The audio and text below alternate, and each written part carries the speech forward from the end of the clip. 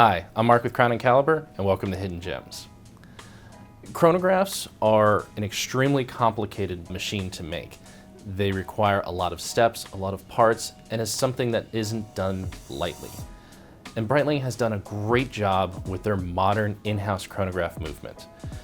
And that's what makes this watch so special. It's the Breitling Premier B01. So let's get into it.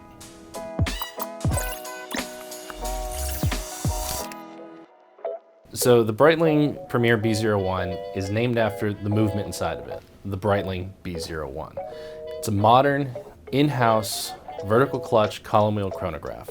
And that is a lot of words to say it's fancy. But it's what goes into that is lost when you just say that. It sounds like a lot, but it's even more.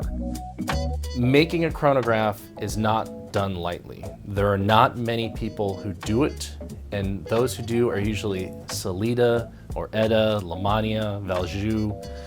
These are companies that have been doing it for generations because they have the tooling, they have the setup, and honestly, they've been making the exact same thing for decade after decade after decade. That's how you can buy a chronograph for $2,000. Because it comes from a movement that is made by somebody who that's what they do, that's what they've done, tooling set up, and they designed the movement a generation ago. Breitling didn't do that. Breitling decided in-house movements are the new thing.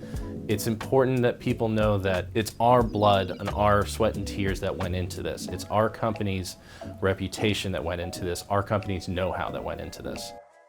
So they put a lot of time and energy in making a new movement. And it's worth noting that even with modern technology, they started in 2004 and didn't release it till 2009. So with modern engineering, modern computers, modern techniques, modern manufacturing, it still takes 5 years for them to finish this movement. That's how hard this is. You know, we're used to being able to just figure something out quickly, send it out, especially something we've seen for so many years. But it takes a lot to build the manufacturing, build the parts required to it, and then create something that's going to be good. Something that's going to be easy to service, something that's going to run day in and day out for decade after decade. That's a lot of work to go into it, and it's a work that bankrupts companies. Most watch companies get their chronograph movements from Etta or Sellita, which used to make them for Etta. They're the ones that make all the Swiss watch movements almost exclusively for everyone else. And they do a great job, but they do a great job with movements that were developed 50, 60 years ago, and they still work well. But they're not in-house, they're not modern in the sense that it took the extra time and energy to put into it. And Breitling had no problem doing that. Chronographs are what they do. They're the king of chronographs. Going back to 1933, they made the first wristwatch with the modern chronograph layout. How we think of the 2-button pusher chronograph that we all wear from every brand, it comes from Breitling. They made it and they kept going with it. It's what they do first. And nobody else does chronographs first. So they decided, all right, it's what we do, it's what we've done. And if we want people to respect us and make sure that they see what we can do, we're gonna put that time, energy, and money and make an in-house chronograph movement. And man, did they do it. So the B01 movement, what do you get for it? It's a vertical clutch column wheel chronograph. That means that in the realm of chronographs that are already very difficult to make, Breitling made the most difficult type. The vertical clutch and column wheel mean that the chronograph can run immediately. There's no slack in the second hand. It can run continuously without robbing any power from the rest of the watch. It's considered the highest level of technical achievement in a standard chronograph, but it's also the hardest to manufacture. And to put that in the context of what others do, Vacheron Constantin didn't have an in-house chronograph until 2017. Audemars Piguet didn't have one until 2019. Breitling beat them there by a decade. And they did so in a watch that is highly complicated, and went the most complicated route to manufacture and still made a nice, robust movement that can be bought for 4 figures.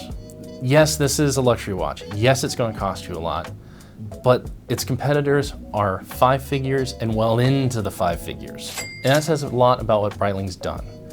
They've taken the time to manufacture something so well that the king came a-calling.